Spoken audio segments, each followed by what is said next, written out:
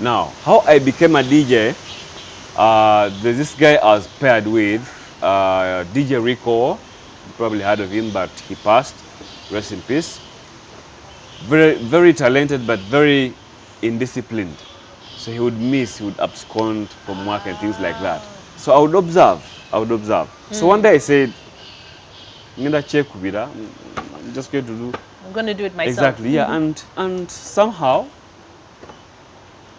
I learned the machines and technology happened and boom. Because when you talk about all these different nights that were Yes. happening, you were mixing. Exactly. So I became a DJ just by default. Like I didn't really actually intend to be a DJ. I was just a regular presenter, doing mentions, what, and things like that. And So when did you let your dream go of being a musician? okay. What Here's the happened? thing. Here's the thing. I've been immensely blessed. Okay. Yeah? I've been very lucky. Picture this.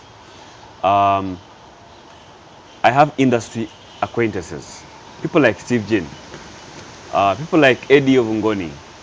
I can easily get access to studio airtime, studio sessions, and I can record a song for free.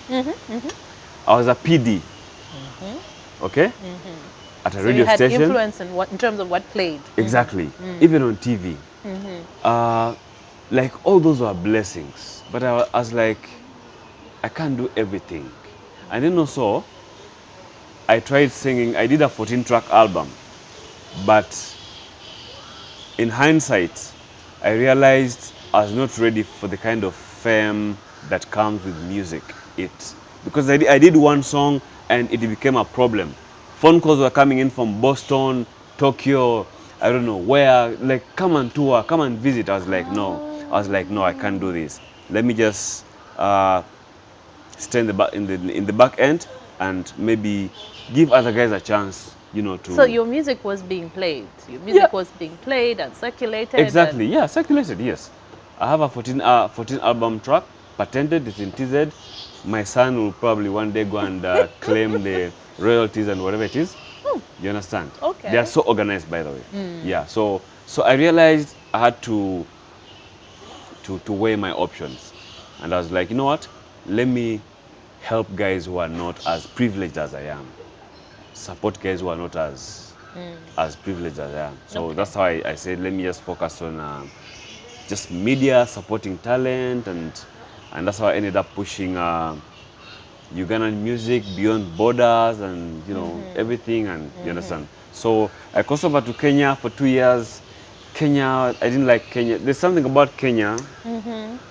You're always looking over your shoulder.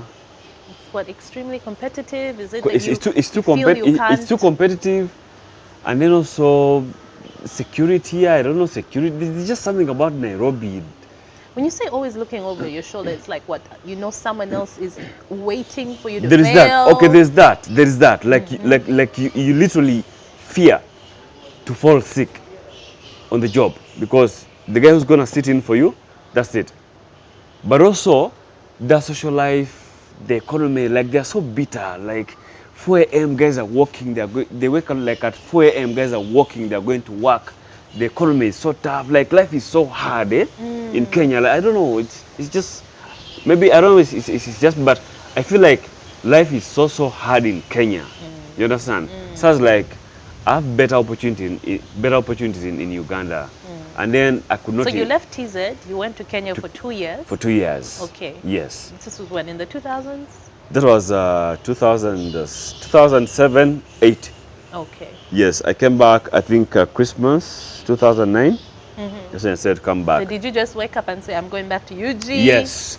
I had a chat with my girl at that time. I told her I'm not feeling Nairobi, and I feel like I have better opportunities back home.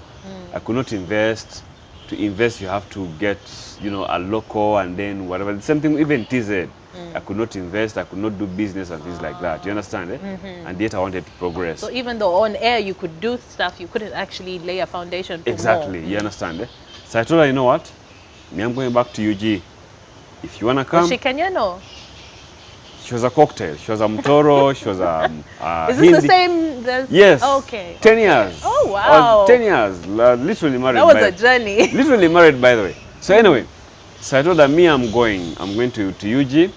If you feel like coming, she's like, UG is a village, man. Kampala is a village. Whom are you taking to Kampala? It's a village, man. I was like, okay, cool. And she was in Nairobi. She's Nairobi, yes. Okay, so she chose to stay there. Yeah. So I packed my stuff, my car that I still drive, and I drove and I came.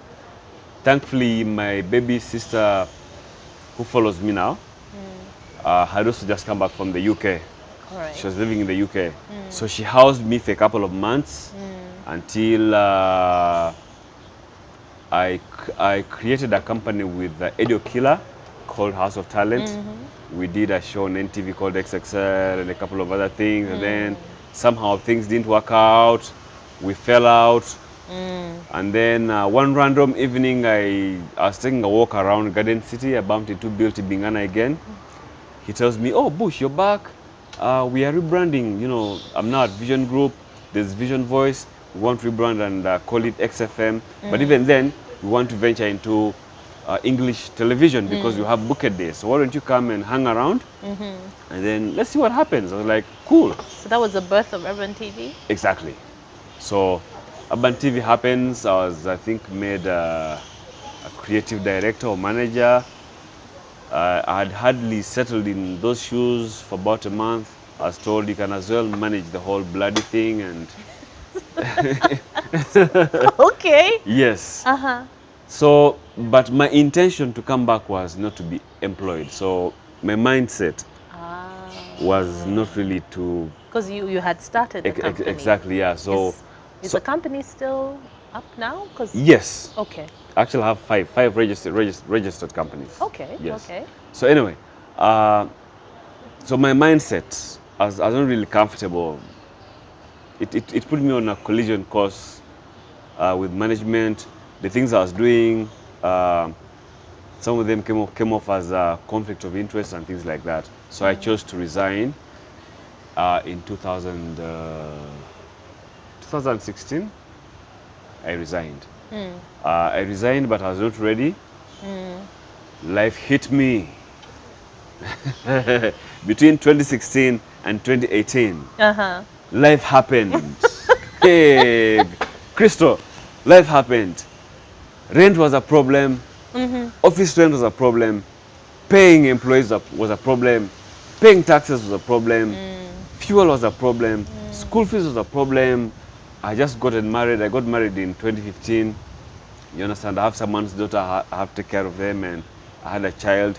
Like, things were really, really, really, really, really tight. But I realized that I think God was trying to show me certain things, appreciate certain things, and you know, acknowledge certain things. Then around 2000, What things? just life. Was it taking things for granted? Yeah, Was it that maybe you needed? taking things for granted and then not really thinking things through critically, where you just make decisions on whim and you know you're naive and things like that. So for me, all those were lessons. Okay. They were lessons, yeah. Yeah. So I've seen it all, and I've lost it all. I've had it all, and you understand, eh? So you can't tell me really anything. Yeah. So anyway, around 2018. I reached out to Mr. Kin Kalisa and I told him, hey, things are tight. I need you to bail me out. This and this and this and this and this happened. Had you worked with him in the past before? No, okay. So no. Okay. It's just that I've made connections, you know, with guys in the Through industry. The years and the work you've done. And of course, he knew my resume and things like that. Yes. Yeah. So he was like, okay, you come, Next Media, we are young, we are just starting out, we are at a disruption phase, that's now NBS.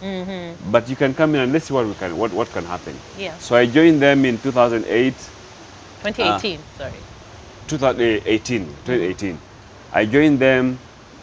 They're really nice guys. I like the way they do their things. They're really aggressive.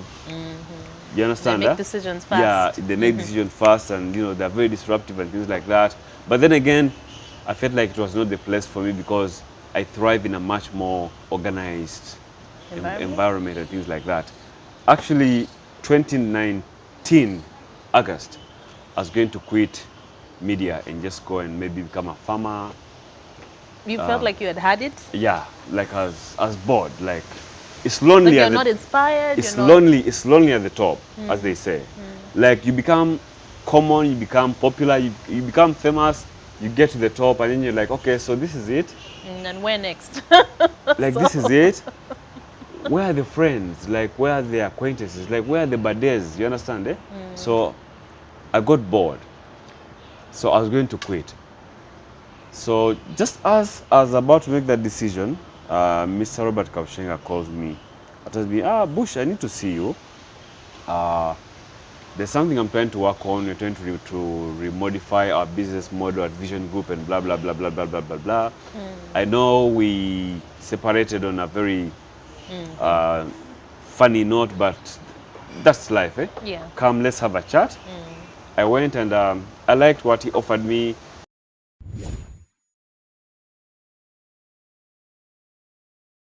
Told Mr. King Kalisa, unfortunately, I have to cut my journey here short. Let me go the other side and see what will happen. And it will also give me a good chance to retire, you know, honorably. And so I'm now at Vision Group. I'm the content manager, lifestyle and entertainment, and I also manage Urban TV.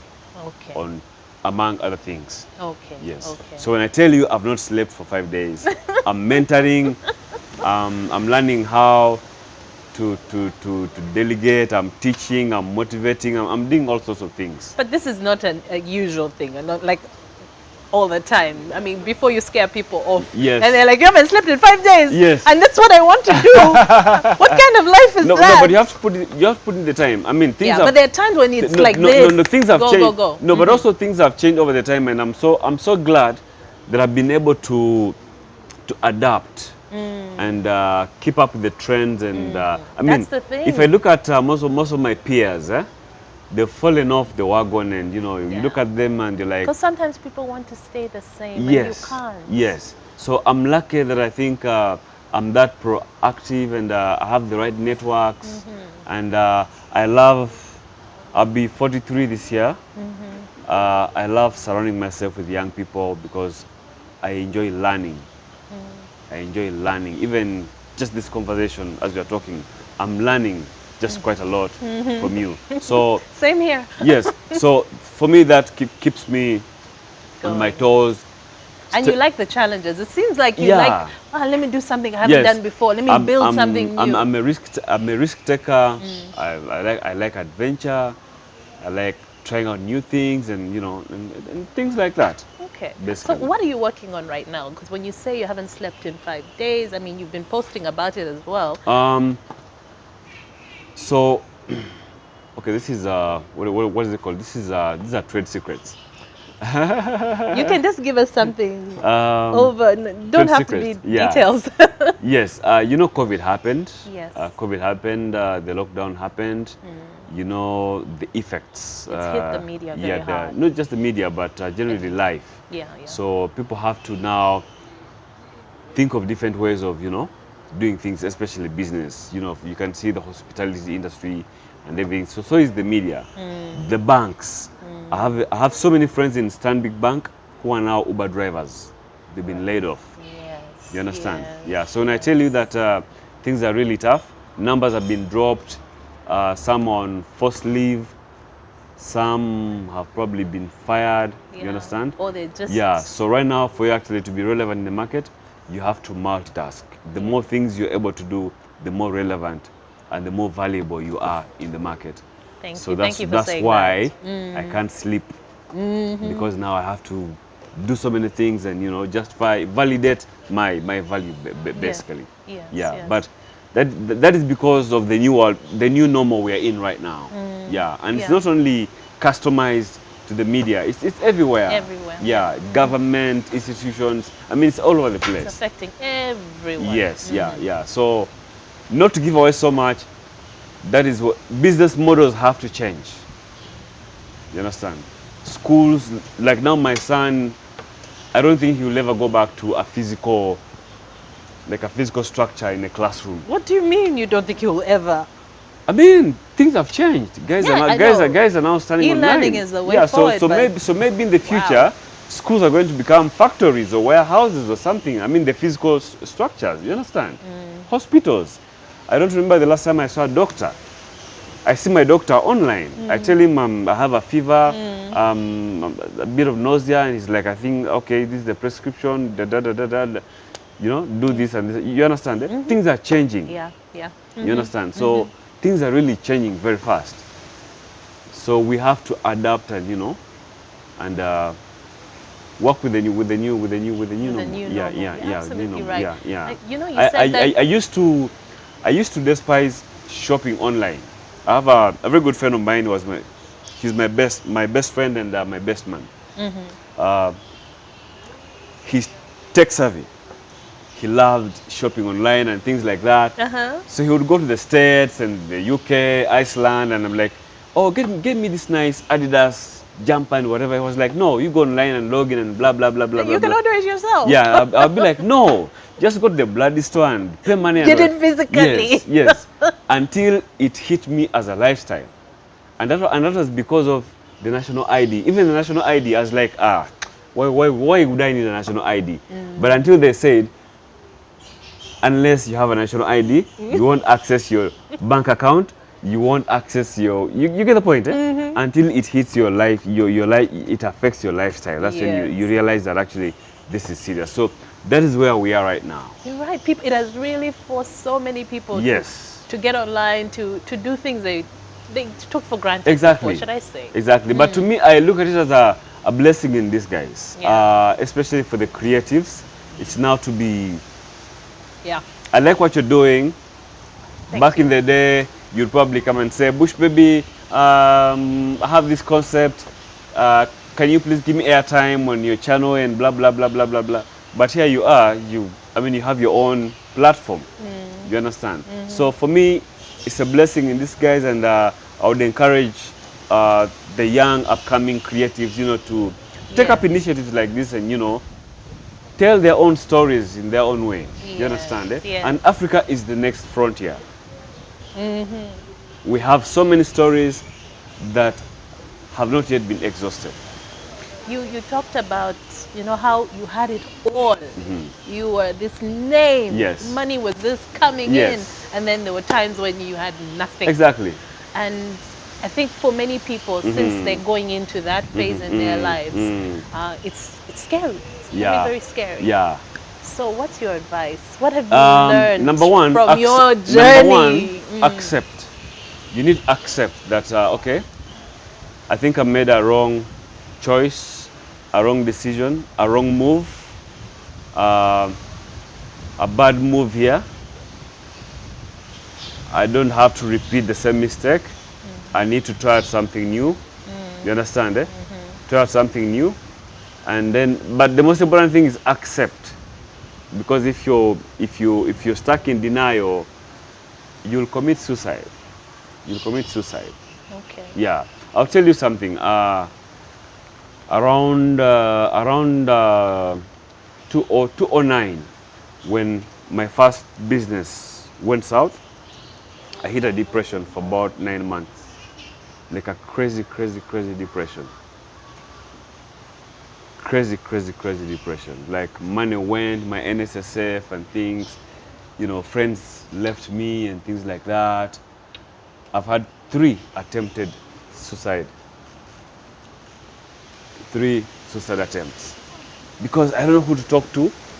You understand? I don't know how to deal with it. You understand?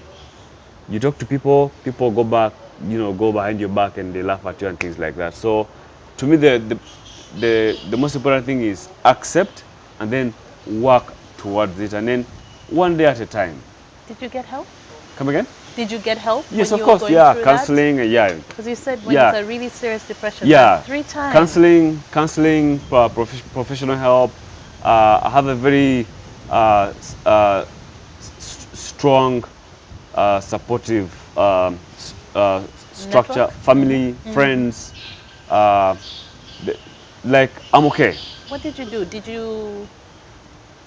Did you go back to the drawing board? Did you stay home and not leave the house? Yes.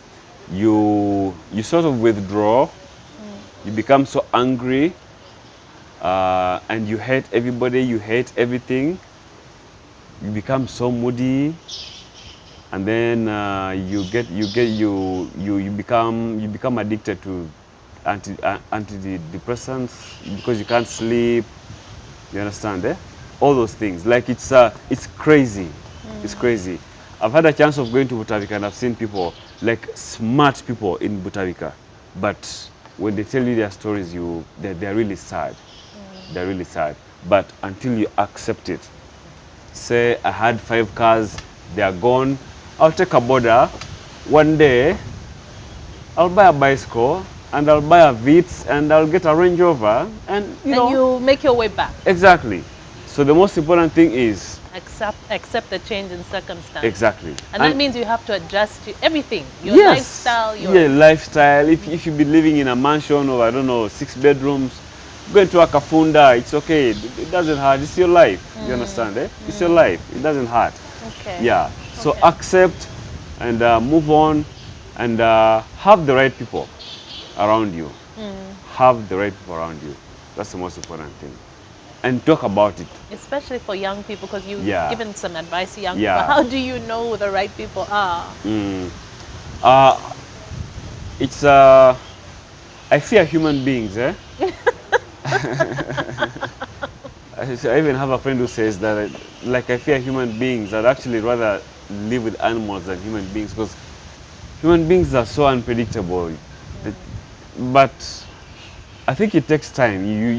The longer you spend, human beings are like weather, but the longer you spend, at least out of 10 people, you won't fail to find at least 2 genuine gangos, for lack of a better word. Guys who will be like, this is my ride or die. You won't fail. You won't fail. And you hold on to those ones. You hold on to those ones. Okay? Trust, integrity. I've had issues with debts, bank loans, money lenders. You said you had just gotten married when everything just kind of fell apart. Exactly. Again. Yes. How did your wife handle it? Very supportive, very understanding. She could have probably just walked away. She was probably more depressed than I am. I don't know, I can't tell. But she's been very, very, very supportive, and she's been there. She does things that I'm even clueless about, but I just see things happening. I think we are a weaker sex.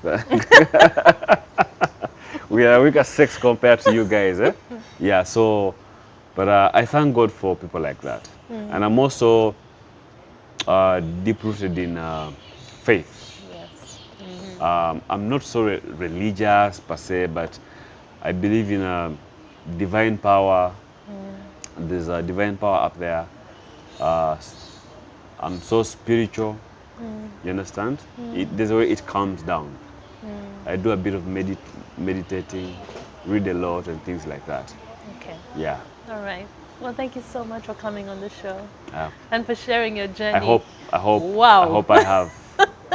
I hope I have really added value to some people's lives, and absolutely. yeah. But whatever the case, don't give up. Never give up. And people who are jumping into this space, Yes. people have dreams of getting into Exactly. this media space. Yes. What you said about you have to change what you think you Exactly. know, Yes. and do things Yes. differently. And our industry is so fickle. So fickle, especially for the young guys who are coming in nowadays. Number one, you have to be intentional. Why do you want to be a singer? Why do you want to be a DJ? Why do you want to be a radio presenter? Be intentional. Don't just get in because you're so crystal, flamboyant, and you understand that? 10 years down the road, there'll be new stars. So the industry is so fickle. Have other things on the side that you can do. You're a brand. Why would you surround yourself with 8 guys who are not helping you?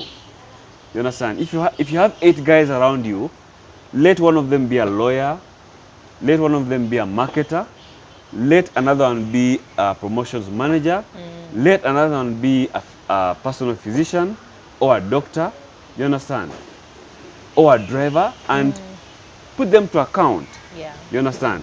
But you have guys and they have groupies, all sorts of groupies, and drinking from morning to, I'm not saying drinking is bad, whatever, but they're really not, they're people who don't add value to your life. Yeah. So have people who add value to your life. But most importantly, have a purpose, be intentional, and if you're young, discover your purpose early enough. It's never too late. Some of us have got, we are just rediscovering, we are just discovering who we are. But if you're 16, 15, decide and say, you know what, I want to be a president. And you'll be a president. You'll be a president. So be intentional and work towards that.